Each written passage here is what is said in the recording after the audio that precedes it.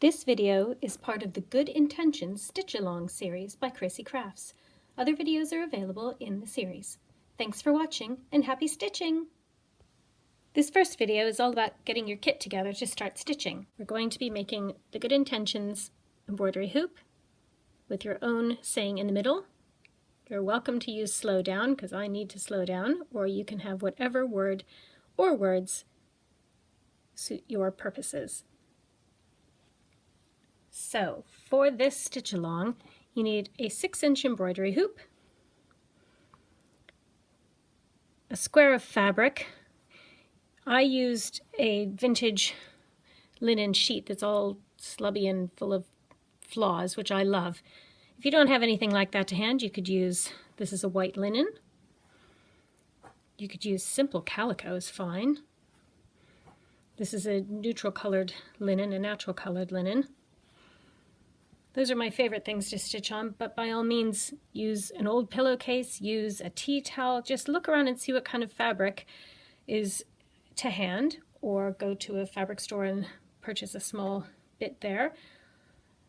Anything to get you started. You need some embroidery scissors, some needles, and a selection of threads. I have a few out here. I used a dark brown to do the willowy, twiggy type circles. And then for the words, I used a dark khaki green, an olive green. I think it's this color.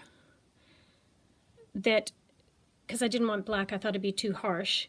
But then also it kind of goes with some of the flowers. I'll be doing some ribbon roses, but I'll also teach you how to do thread roses in the tutorials later on. Hence these types of colors. For this next one I'm going to do, I'm going to use some richer jewel tones.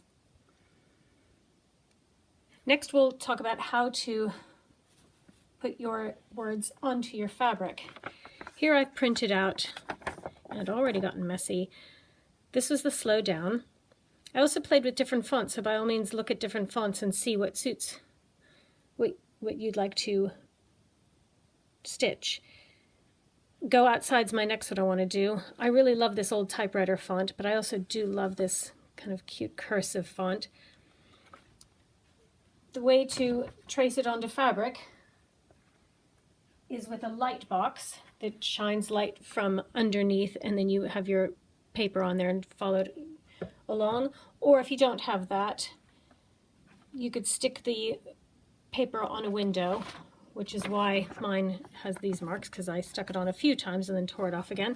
Stick it on a window, put the fabric thin on top of it, tape that up on there as well, and then just trace over the words. I use a very fine tipped art pen.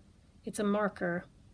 It's permanent, which is not to everyone's cup of tea. It's not everyone's cup of tea and people get uncomfortable with that, but I know I'm going to stitch over it.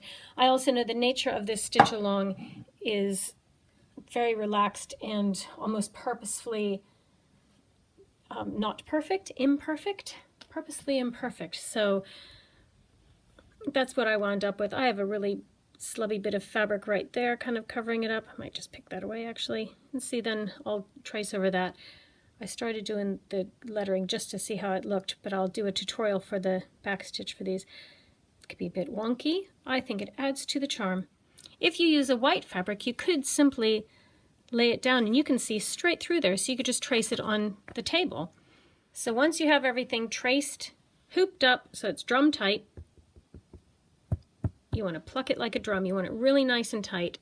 If you're using a very wide open weave like this, you could see if you tug it on one bit, it'll change the weave. So be very careful when you're tightening it up.